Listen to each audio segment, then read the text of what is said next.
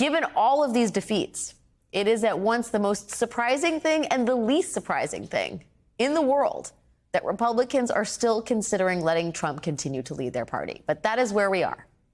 They really haven't figured this one out yet. It's still a heated debate. Today in the Senate, Republican Senator Rick Scott announced he'll be challenging Mitch McConnell for the position of GOP Senate leader.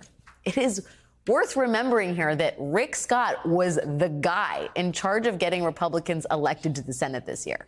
Senator Scott is the one who chose to embrace Trump and his handpicked Senate candidates, who in turn managed to hand Democrats key victories in places like Pennsylvania and Arizona and New Hampshire.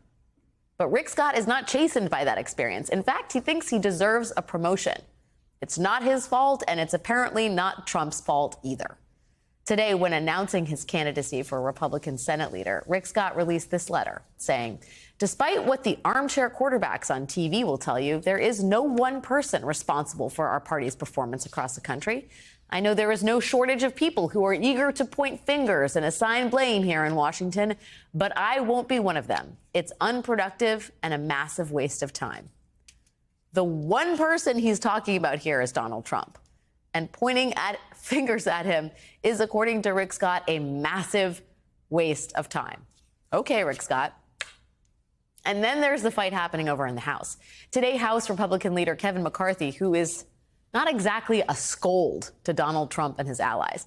Kevin McCarthy received his own leadership challenge on the grounds that he is insufficiently pro-Trump. The man challenging Kevin McCarthy for the speakership is Republican Congressman Andy Biggs, one of the people who reportedly requested a pardon from Donald Trump for his role in trying to overturn the election results on January 6, 2021. Today, in a closed-door vote among members of the Republican conference, Leader McCarthy managed to lose 31 votes to Andy Biggs.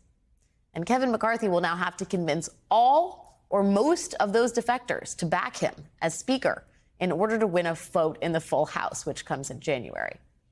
There is almost zero chance that Republicans will manage to settle their disputes about Trump's role in the party by then, and especially now that he appears to be embarking on a third run for the American presidency.